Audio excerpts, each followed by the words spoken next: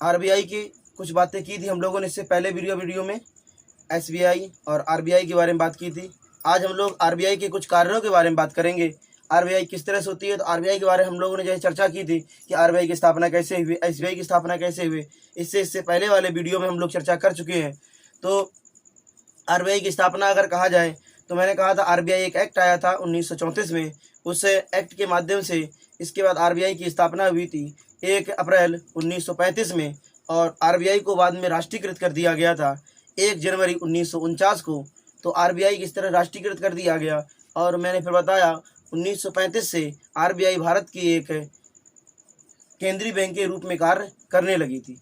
जब भारत की आरबीआई एक केंद्रीय बैंक के रूप में कार्य करने लगी तो उस तरह से भारत आरबीआई का वो केंद्रीय बैंक के रूप में कार्य क्या है, उस कार्य की हम लोग चर्चा करेंगे आज। तो हम लोग बताएं, अगर हम बताते हैं, अगर कहा जाए आरबीआई के कार्य क्या होते हैं, तो आरबीआई के बहुत सारे कार्य होंगे। सरकार का बैंक के रूप में भी कार्य करता है। तो उसमें से पहला जो कार्य होता है मौद्रिक नीति, सबसे इम्पोर्टेंट कार्य है मौद्रिक नीति जारी करना। आरबीआई मौद्रिक नीति जारी करती है। आरबीआई अगर कहा जाए मौद्रिक नीति जारी करती है।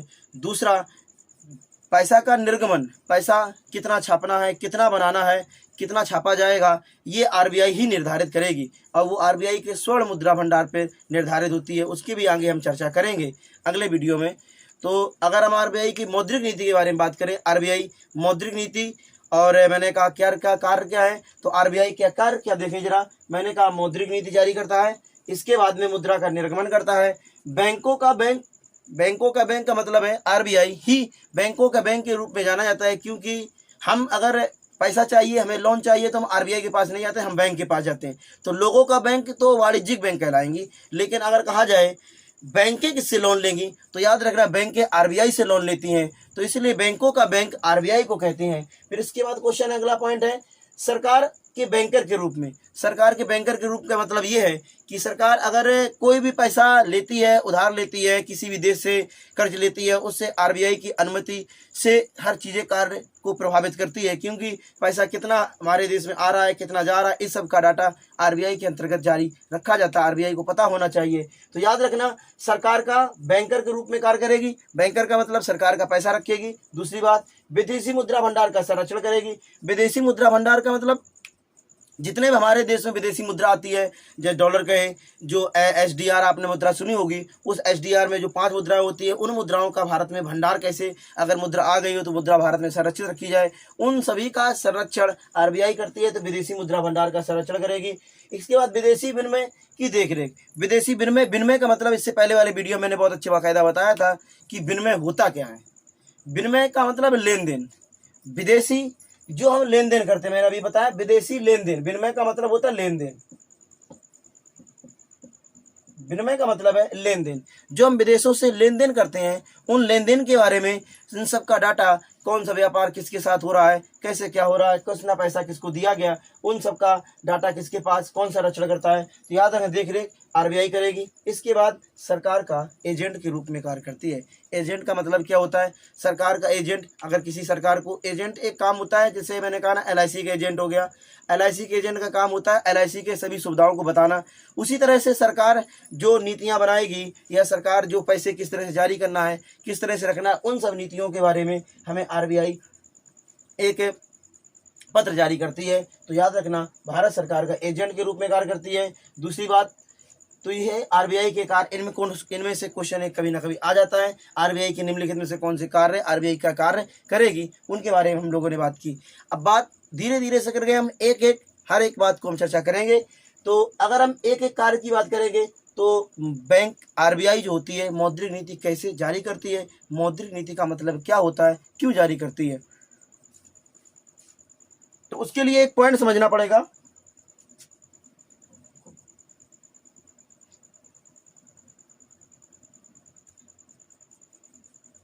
उसके लिए एक पॉइंट समझना पड़ेगा कि मौद्रिक नीति ने एक शब्द है तरलता।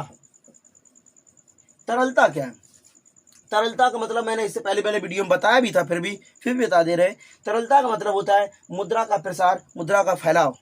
मुद्रा का फैलाव, अगर आपके पास में 10 रुपया भी है तो 10 रुपया है तो आप 10 ही रुपया खर्चा करेंगे, और 10 रुपया अगर कोई वस्तु खरीद के लाएंगे, या सपोज करो आपके पास 100 रुपया है और 100 रुपया का मार्केट में जा रहे हैं, सामान खरीदने जा रहे हैं, तो आप 100 ही रुपया खर्च करके जो भी सस्ती या जो गिफिन वस्तुओं के रूप में जाना जाता है, जो भी गिफिन वस्तुओं के रूप में अगर कहा जाए, गिफिन वस्तुएं आप सस्ती वस्तुएं खरीद के लेके आ जाएंगे, और अगर आपके पास में थोड़ा ज़्यादा रुपए होंगे, 1000 रुपये, तो थोड़ा महंगी वस्तुएं लेके आ जाएंगे। तो तरलता आपने यहाँ पर 100 रुपये तरल किए, 100 रुपये मार्केट में छोड़ दिए, आपने 100 रुपये मार्केट में आपके जेब में थे, जब तक आपके जेब में है तब तक उसको तरलता नहीं बोलते हैं। जैसे ही मार्केट में वो चले गए उसे कह देंगे मुद्रा की तरलता कह देंगे। तो अगर आपके पास 1000 रुपये हैं तो आपने 1000 खर्चा किए, तो आपने 1000 एक दिन में तरल कर दिए, 1000 एक दिन में मार्केट में प्रवाहित कर दिए। सपोज करो जितना मुद्रा आप मार्केट में ज़्यादा प्रवाहित करेंगे उससे कहते हैं तरलता, मुद्रा की तरलता। मुद्रा की तरलता का मतलब है मुद्रा का प्रसार, मुद्रा का प्रसार। तरलता का मतलब है मुद्रा का प्रसार। मुद्रा का प्रसार का मतलब जितना मार्केट में फैला हो उसे कहते हैं। तो इस तरलता को कभी बढ़ भी जाती है, कभी घट भी जाती है। जब ये तरलता बढ़ जाती है तो महंगाई की स्थिति आ जाती है, जब ये तरलता घट जाती है तो मंदी की स्थिति आ जाती है। तो इन दोनों को नियंत्रित करने के लिए हमारे देश में 2 लोग काम करते हैं। एक सरकार काम करेगी, तो हम जब आगे बताएंगे। सरकार साल में एक बार करती है, लेकिन आरबीआई हर तीसरे महीने के बाद में मौद्रिक नीति जारी करती रहती है। तो याद रखना, तो उसी मौद्रिक नीति में अगर हम कहें क्या है मौद्रिक नीति, तो मैंने कहा मौद्रिक नीति में जो आरबीआई होती है, मुद्रा की तरलता को घटना या बढ़ना। अगर मुद्रा की तरलता बढ़ जाती है तो मुद्रा की तरलता बढ़ जाएगी, तो सभी के पास पैसा पहुंच जाएगा। जब सभी के पास पैसा पहुंच जाएगा, अधिक से अधिक लोग के पास पैसा होगा, तो लोग मार्केट में ज़्यादा से ज़्यादा सामान खरीदेंगे। जब ज़्यादा से ज़्यादा सामान खरीदेंगे तो वस्तुएं कम होगी, तो वो वस्तुएं महंगी होने स्थिति पे आ जाएगी। तो अगर वो वस्तुएं महंगी हो जाएंगी तब भी लोग खरीदना बंद नहीं करेंगे, तो इसका मतलब है वो महंगाई हो जाएगी। अगर मुद्रा की तरलता लोगों के पास, मैंने कहा 100 रुपये की वस्तु खरीदने जा रहा था, उसके पास 100 ही रुपये हैं, अब वो चाहे कुछ भी खरीदने जा रहा हो, मैंने कहा कोई एक 100 रुपये का कुछ भी सामान, बर्तन सामान, वस्तु कोई ले ली 100 रुपये की, फिर भी और उस वस्तु का अच्छी वस्तु लेंगे वही वस्तु, तो वस्तु 1000 की भी मिलती है। और एक ही वस्तु अगर है, एक ही वस्तु को, और उस वस्तु को खरीदने के लिए ज़्यादा लोग आ गए, तो एक 100 रुपये दे रहा है, एक 200 रुपये, तो दुकानदार हमेशा 200 रुपये वाले को ज़्यादा दे देगा। क्योंकि हर व्यक्ति बाजार में दुकान इसीलिए लगाता है या व्यापार इसीलिए करता है क्योंकि लाभ के लिए, क्योंकि अर्थव्यवस्था ही एक लाभ के लिए होती है। अर्थव्यवस्था में जो भी चीज़ पढ़ेंगे, अर्थशास्त्र में जो भी चीज़ पढ़ेंगे, पूरा इकोनॉमी में हर चीज़ लाभ के लिए ही कराई जाती है। तो याद रखना वो भी लाभ करेगा। इस तरह से तरलता बढ़ती जाएगी। जब तरलता बढ़ेगी तो उसी आरबीआई को तरलता के लिए मौद्रिक नीति जारी करनी पड़ेगी। तो क्या है मौद्रिक नीति? देखिए वही चीज़ बताई मैंने चीज़। आरबीआई मुद्रा की तरलता को घटाने और बढ़ाने संबंधित एक नीति होती है। मौद्रिक नीति क्या है? मुद्रा की तरलता बढ़ जाएगी उसको कम करना, या मुद्रा की तरलता घट जाए उसको बढ़ाना से संबंधित जो नीति बनाई जाती है उसे हम क्या कहते हैं? मौद्रिक नीति कहते हैं। अब मौद्रिक नीति 2 प्रकार की होती है, एक होती है सस्ती मौद्रिक नीति, एक होती है महंगी मौद्रिक नीति। अगर कहें सस्ती मौद्रिक नीति क्या होती है? सस्ती मौद्रिक नीति के अंतर्गत और महंगी मौद्रिक नीति। तो सस्ती मौद्रिक नीति जिसमें आरबीआई अपनी कुछ दरें होती हैं उन दरों को कम कर देती है, और महंगी मौद्रिक नीति का मतलब होता है आरबीआई अपनी दरों को बढ़ा देती है। जब आरबीआई अपनी दरों को बढ़ा देगी तो लोन महंगे हो जाएंगे, लोन महंगे हो जाएंगे, लोग कम लोन लेंगे, जिन लोगों ने लोन लिए होंगे वो लोन वापस करने जाएंगे जिससे ब्याज ज़्यादा लगेगा। तो इस तरह से महंगी मौद्रिक नीति। तो महंगी मौद्रिक नीति मैंने क्या बताया? महंगी मौद्रिक नीति यह नीति आरबीआई तब उपयोग में लाती है जब 3 स्थितियाँ होती, तो बहुत सारी स्थितियाँ हैं, समझाने के लिए 3 बताई। जब 3 स्थितियाँ ये उत्पन्न हो जाएं, जैसे मुद्रा की तरलता बढ़ जाए, मार्केट में बाजार में मुद्रा बहुत ज़्यादा, सभी के पास पैसा हो गया हो, सभी को पैसा हो गया, सभी खरीदने के इच्छुक हो सकते हैं, महंगी से महंगी खरीद चीज़ें गई, तो मुद्रा की तरलता बढ़ गई, मुद्रा ज़्यादा तरल हो गई। इसके बाद मुद्रास्फीति, जब मुद्रा की तरलता बढ़ जाएगी तभी तो मुद्रास्फीति कहलाएगी, यानी महंगाई कहलाएगी। अगर महंगाई हो गई तो याद रखना मुद्रा की मात्रा ही तो है तरलता, मुद्रा की मात्रा ही तरलता है, मुद्रा की मात्रा बढ़ गई इसका मतलब तरलता बढ़ गई। तो याद रखना मुद्रा की तरलता बढ़ जाएगी। तो महंगी मौद्रिक नीति आरबीआई तब जारी करेगी जब ये तीनों चीज़ें स्थिति उत्पन्न हो जाएंगी बाजार में। बाजार में जब ये तीनों चीज़ें उत्पन्न हो जाएंगी तो क्या करेगी आरबीआई? अपनी महंगी मौद्रिक नीति अपना देगी। और महंगी मौद्रिक नीति में क्या करेगी? वो तो देखें जरा, इसे नियंत्रित करने के लिए आरबीआई अपनी दरों को बढ़ा देगी। अब दरें कौन कौन सी, अभी हम देखेंगे कौन कौन सी दरें होती हैं। आरबीआई अपने मौद्रिक नीति के जो उपकरण होते हैं उनको या कह सकते हैं दरों को बढ़ा देगी। जब आरबीआई अपनी दरों को बढ़ा देगी, जो दर से हमने सपोज करो मैंने 1 करोड़ रुपए लिया, 1 करोड़ रुपए मैंने लोन लिया, अब 1 करोड़ रुपए के लोन पर मैंने परसेंट दे दिया 4%, 4% लोन दिया कि 4% पर आपको ब्याज लगेगा। अगर क्या करे, आरबीआई ने मौद्रिक नीति जारी कर दी और महंगी मौद्रिक नीति जारी की, तो जो व्यक्ति ये सोच रहा था कि मैं 1 साल नहीं, चलो 1 साल में जितना पैसा बनेगा और 4% के आधार पर जो बने 4,000 बनेगा, 4,000 में जो पैसा बनेगा वो सोचेगा 1 साल में, अब वो सोचेगा अगले साल चुका दे। लेकिन उसने क्या कर दिया, आरबीआई ने इस महंगी मौद्रिक नीति को 4 की जगह अब उसने कह दिया कि हम 6% दर लेंगे। तो 6% दर लेंगे। जिस व्यक्ति ने पैसा लिया होगा तो वो व्यक्ति भी सोचेगा कि मैं आरबीआई को पहले, या जिस बैंक से पैसा लिया होगा उस बैंक में पहले अपना 1 लाख करोड़ का हम क्या करें, चुकता कर दें, जिससे हम अपना लोन समाप्त हो जाए हमारा। और ये आएगा पैसा कहाँ से, ये जो भी व्यापारी होगा वो मार्केट से पैसा मार्केट में जारी नहीं करेगा, उसके पास जो पैसा होगा वो पैसे इकट्ठा करते जाएगा और धीरे धीरे करके बैंक में जमा करेगा। जब धीरे धीरे बैंक में जमा करेगा तो मुद्रा की तरलता क्या हो जाएगी, कम हो जाएगी। मुद्रा की तरलता का मतलब मुद्रा की मात्रा कम हो जाएगी। बाजार में जब मुद्रा की मात्रा कम हो जाएगी तो याद रखना, तो स्थिति क्या हो जाएगी, यहाँ पर महंगाई कंट्रोल हो जाती है। इस तरह से महंगी मौद्रिक नीति याद रखना कब जारी होती है, जब ये 3 स्थिति हो।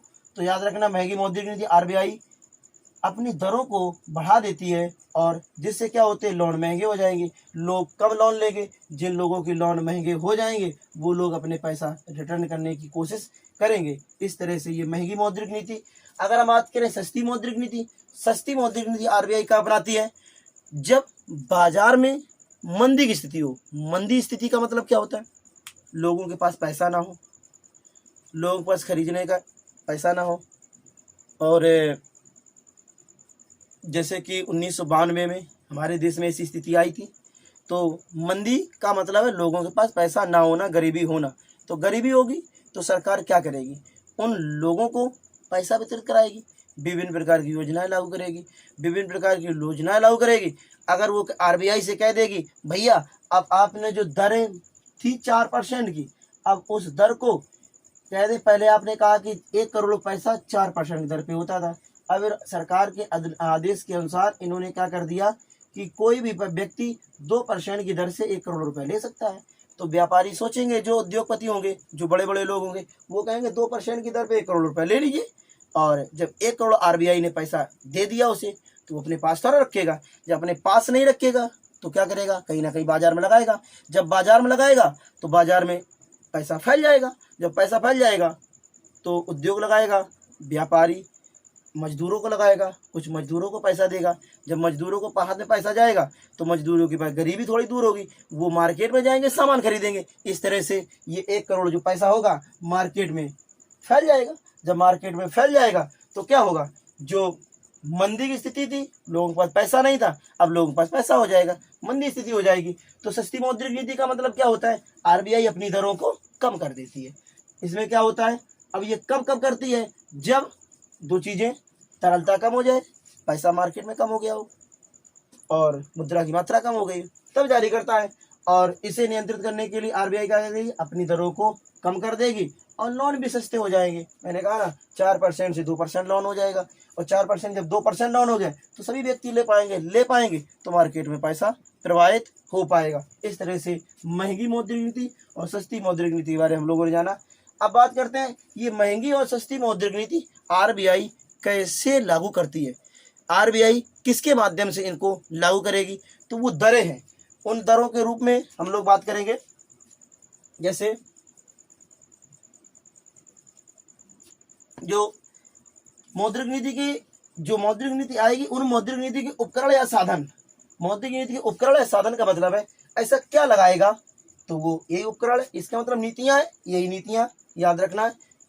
इन नीतियों को आरबीआई 2 तरह से प्रभावित कराती है, एक संख्यात्मक के रूप में, एक गुणात्मक के रूप में। संख्यात्मक के रूप में क्या मतलब है, संख्या में परिवर्तन करेगी, संख्या में दरें होंगी तो याद रखना दरों के रूप में परिवर्तन करती है। गुणात्मक के रूप में दरें ही होंगी वहां पे भी, लेकिन क्या होगा, वहाँ पर गुणात्मक संख्यात्मक होगा। जैसे इनकी बात करें, मार्जिन मनी। मार्जिन मनी का मतलब क्या है, बात समझेंगे। मार्जिन मनी में, मार्जिन मनी का मार्जिन सिंपल भाषा में, अगर आपको कोई वस्तु चाहिए या आप किसी को लोन लेने जा रहे हैं, किसी बैंक के पास में एक बैंक है और यहाँ पर एक व्यक्ति है। ये व्यक्ति बैंक के पास लोन लेने गया, इसने कहा भैया मुझे 10 लाख का लोन दे दीजिए। बैंक ने कहा ठीक है ले लेंगे। तो बैंक ने उसके बदले इनसे कहा कि ठीक है हम लोन तो देंगे, लेकिन उसके बदले आपको कुछ मार्जिन रखना पड़ेगा। अब मार्जिन क्या होता है, उसके बदले आपको कुछ रखना पड़ेगा। हो सकता है आपके पास घर के, खेत के, मकान के कागजात हो या कुछ जेवरात हो, कुछ भी मार्जिन रखना पड़ेगा। और मार्जिन के हिसाब से अगर आपने 10 लाख रुपए ले रहे हैं तो सपोज करो उससे ज़्यादा वो मार्जिन रखेगा। ज़्यादा का मतलब है अगर 10 लाख रुपए ले रहे हो तो 12 लाख का वो मार्जिन आपसे रखाएगा।